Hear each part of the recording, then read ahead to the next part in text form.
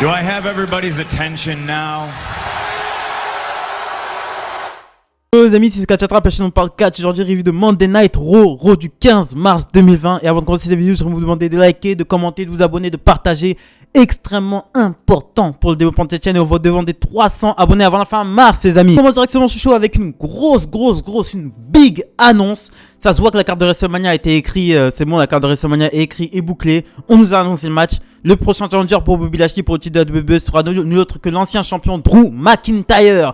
Donc on enchaîne directement avec Bobby Lashley et MVP qui sont sur le ring et qui nous disent qu'ils vont détruire. Bobby Lashley nous dit qu'il va détruire Drew McIntyre et devenir le roi à Monday Night Raw. Il est coupé par le Miz qui dit que son speech était très intéressant et super, mais que tout le monde a envie de voir plus un Miz contre Bobby Lashley au main event de WrestleMania. Il dit que la semaine dernière il n'était pas à son plein potentiel et il demande un rematch contre Bobby Lashley. Il est coupé directement par Drew McIntyre qui arrive et qui félicite Bobby Lashley. Il dit qu'il n'a pas eu l'occasion de féliciter Bobby Lashley. Il dit que leur carrière a beaucoup de similitudes. Drew McIntyre a mis 17 ans avant de devenir de champion de la WWE. Bobby Lashley en a mis 16. Et il dit que leur parcours est un peu similaire. Ils ont beaucoup bossé pour avoir ce qu'ils ont aujourd'hui, pour avoir une opportunité au titre de la WWE, mais que l'obtention du titre ne s'est pas fait de la même manière pour les deux, puisque Bobby Lashley l'a attaqué derrière son dos et que Brock Lesnar, lui, il a gagné le Royal Rumble et il a battu Brock Lesnar en 5 minutes pour avoir le titre. Donc alors que Drew McIntyre dit au Miz qu'il va lui laisser encore une chance, il lui dit soit il le laisse finir sa conversation et il l'attaque, ou soit il dégage. Et il dit en tout cas qu'à WrestleMania rien n'égalera le clash physique qu'il opposera à Bobby Lashley, et à la fin il gagnera et Lashley pleurera. Et ensuite le Miz demande à Drew McIntyre de se calmer. Bobby Lashley ensuite attaque Drew McIntyre dans le dos et quitte le ring, et le Miz en profite avec accompagné de John Morrison évidemment pour sauter sur Drew McIntyre et l'agresser. Et ensuite Lashley se fait agresser alors qu'il remontait sur le stage par Sheamus sur la rampe d'entrée et les officiels viennent séparer. Voilà comment commence ce Monday Night Raw. Ensuite on enchaîne avec un segment backstage. Sarah Schreiber demande à Sheamus pourquoi il a attaqué Bobby Lashley. Il répond qu'il veut combattre Drew McIntyre à 100% du côté de Fastlane. Il ne veut pas d'excuses et il veut montrer ce soir qu'il peut battre Lashley. Donc c'est un peu officialisé dans la soirée. Bobby Lashley, le champion de la WWE, fera face à Sheamus qui fera le challenger de Drew McIntyre. On enchaîne ensuite avec le premier match de la soirée, Drew McIntyre contre le Miz qui est accompagné de John Morrison. Donc à un moment donné, tu as McIntyre qui s'apprête à porter son Claymore Kick sur le Miz. Et ensuite tu as John Morrison qui tire le Miz à l'extérieur du ring. Ensuite John Morrison s'embrouille avec l'arbitre qui renvoie John Morrison en backstage. Et ensuite Drew McIntyre s'acharne sur le Miz et place son Claymore Kick et le finit avec le Hurt Lock qui fait abandonner le Miz. Donc Drew McIntyre qui est dans une démarche de récupérer son titre et qui a l'air vraiment d'être vénère et rien ne peut le stopper. On enchaîne aussi avec Braun Strowman qui arrive sur le ring. On est sur le ring, il dit qu'il demande à Shane McMahon de venir immédiatement. Shane McMahon vient, il dit qu'il ne comprend pas Braun Strowman. Chaque semaine il lui demande quelque chose. Braun Strowman lui dit que toute sa vie il a été intimidé par des gens comme Shane McMahon. Il lui demande c'est quoi son problème. C'est pas parce qu'il vit dans un manoir, c'est pas parce qu'il ne vit pas dans un manoir qu'il peut le traiter comme ça. Shane lui dit qu'il n'aurait jamais osé se moquer de lui. Strowman lui répond que Shane McMahon a peur. Il dit que Shane McMahon a peur de l'affronter. Shane McMahon n'a pas les couilles de venir en face de lui. Il sait que Shane McMahon veut un match contre lui, mais qu'il n'a pas les couilles de venir lui demander. Shane McMahon dit que Braun Strowman ne peut pas rivaliser avec lui de toute façon. Et Shane McMahon lui dit que de toute façon maintenant il a la confirmation que Braun Strowman est stupide. Comme il fait une comparaison entre Braun Strowman et un dinosaure, les T-Rex, qui n'ont pas été capables de s'adapter et qui ont été rayés de la surface de la Terre. Et ensuite il dit qu'il accepte le challenge de Braun Strowman. Donc nous aurons un peu plus tard dans la soirée Shane McMahon contre Braun Strowman one on one. On enchaîne avec le second match de la soirée. Naomi et Lana faisaient face à Mandy Rose et Dana Brooke. Donc Shayna Baszler et Nia Jax sont venus aux commentaires. Et pendant le match, t'as Asuka qui fait son retour. Très content de la voir. Shayna Baszler va directement à sa rencontre, mais Asuka lui saute dessus et prend le dessus. Adam Pearce et les officiels viennent séparer. Et pendant ce temps-là, t'as Dana Brooke qui fait un neckbreaker sur Lana pour remporter la victoire. Et je crois que Dana Brooke et Lana ont gagné un match contre Shayna Baszler et Nia Jax du côté de Fastlane pour les titres par équipe. On enchaîne justement en parlant de titres par équipe avec un match pour les titres par équipe qui ont été annoncés la semaine dernière. Le New Day font face à Shelton Benjamin et Cedric Alexander du Hurt Business. Bon échange entre ces deux équipes, mais j'ai été très étonné de la victoire des New Day. Oui, le New Day gagne avec le Daybreak sur Shelton Benjamin et devient pour la 11e fois champion par équipe. Mais j'ai compris tout de suite après pourquoi ils sont devenus champions par équipe. Parce qu'ils sont coupés directement par AJ Styles et Omos, qui disent qu'ils ont envie. AJ Styles fait part de son envie d'être champion tag team et il propose un match au New Day à WrestleMania directement. Voilà, directement à WrestleMania. Kofi Kingston lui répond que Omos et excusez-moi, AJ Styles ne sont même pas enregistré comme une équipe. Et Xavier Woods accepte. Donc nous aurons le New Day contre Omos et AJ Styles du côté de WrestleMania. Bon, j'étais très déçu que Cedric Alexander et Shelton Benjamin perdent leur titre. Mais si c'est pour que le New Day soit les champions de transition pour les donner à AJ Styles et Omos, je suis content. Et surtout, ça va ramener une sorte encore de plus-value à WrestleMania, parce qu'on va voir Omos catcher. Omos va enfin catcher. Omos va enfin commencer sa carrière de catcheur du côté de WrestleMania. Et ça, c'est vraiment une attraction à voir. On enchaîne ensuite avec un segment backstage. John Morrison et le Miz croisent Bad Bunny et Damien Priest. Damien Priest dit au Miz que tout va mal depuis sa perte du titre. Bad Bunny se demande si le titre a déjà gagné quelque chose. Le Miz lui dit qu'il a été 2 fois Grand Slam champion, qu'il a fait le main event de WrestleMania, qu'il a tourné dans The Marine, etc., etc. Bad Bunny lui dit et le Miz lui dit que Bad Bunny rêverait d'être juste une fraction de lui.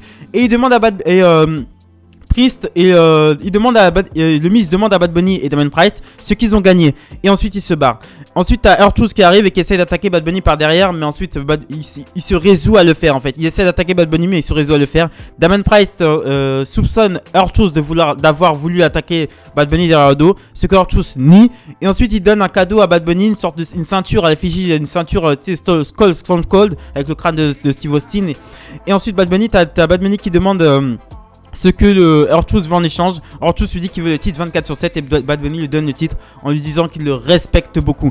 Donc Bad Bunny qui donne son titre 24/7 à R-Truth, qui devient le nouveau champion 24/7 pour la 101e fois. Donc on enchaîne ensuite avec le 3e ou 4e match de la soirée, je ne sais jamais. Jackson Ryker faisait face à Damien Priest. Donc Jackson Ryker est accompagné de Elias et Damien Priest est accompagné de Bad Bunny. Donc victoire très rapide de Elias, excusez-moi. Quel fou!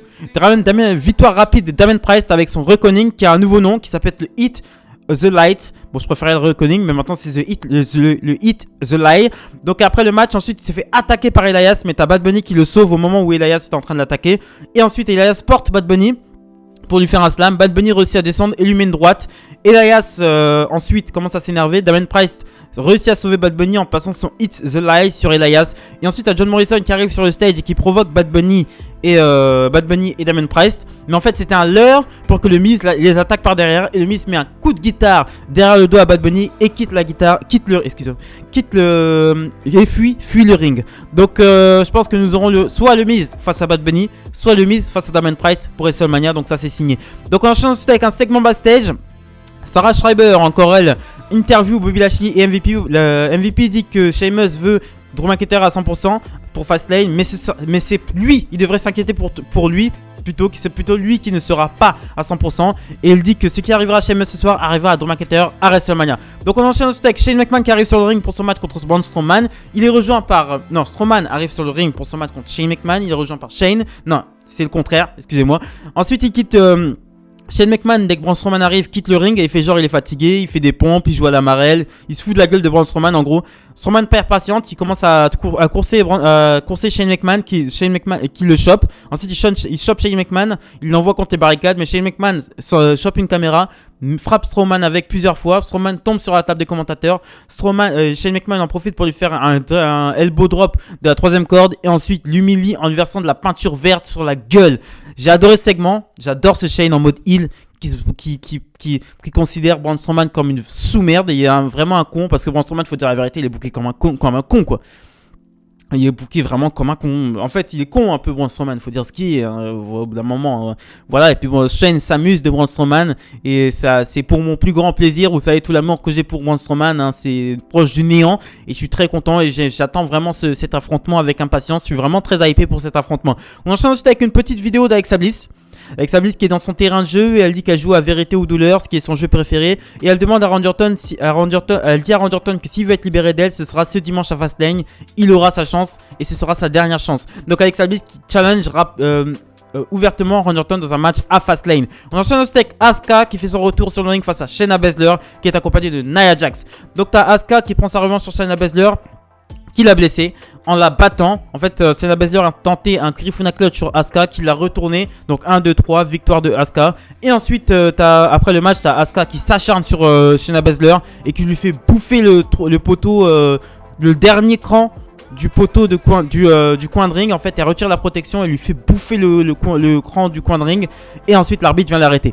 Donc, ils ont montré une Asuka comme ça déchaînée. À mon avis, c'est pour Charlotte Flair. pour essayer de remettre, de remettre Asuka sur la carte parce que Asuka, franchement, ça fait un an que bon, elle est championne depuis un an, mais voilà quoi, c'est proche du néant. Voilà, donc c'est pour essayer de lui donner un petit côté un petit peu plus agressif pour faire face à Charlotte Flair. Mais moi j'aimerais bien que Charlotte Flair contre Asuka pour WrestleMania, franchement, on a déjà eu cette affiche il y a 2 ans, on a cette affiche tout le temps à Raw, machin, tout le temps. Mais au pire, mettez Charlotte Flair, Asuka, mais Rhea Ripley aussi. Rhea Ripley, ce serait bien de la faire venir et faire un match triple menace entre ces 3 femmes. Là, ça deviendrait un peu plus intéressant. On enchaîne ensuite avec le main event of the evening. Ah non, pas du tout. Excusez-moi, je fais n'importe quoi. Donc, match pour le titre US. Matt Riddle faisait face à Mustafa Ali de la Rétribution. Donc bon échange entre les deux, qui se finit par la victoire de Matt Riddle avec son bro Derek. Et ensuite, alors que T-Bar, en fait pendant le match, t'as T-Bar qui a essayé d'intervenir en faveur d'Ali. Mais Ali était en train de faire un roll-up sur Matt Riddle. Et ensuite l'arbitre était déconcentré par T-Bar. Donc Ali n'a pas pu faire le compter. Ça a finalement profité à Matt Riddle qui a reçu se dégager et porter son bro Derek. On enchaîne ensuite avec Sarah Schreiber qui interroge Randy Orton sur le défi d'Alexa Bliss. Randy Orton lui répond que si c'est son seul moyen de se débarrasser d'elle, c'est qu'il va le faire. Donc nous aurons Alexa Bliss contre Randy Orton du côté de Fastlane. On enchaîne ensuite avec Drew McIntyre qui vient sur le ring.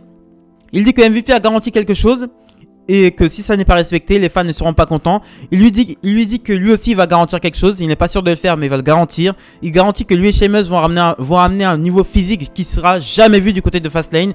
Et il battra Sheamus. Et il ira à WrestleMania. Et il retrouvera son titre de WWE.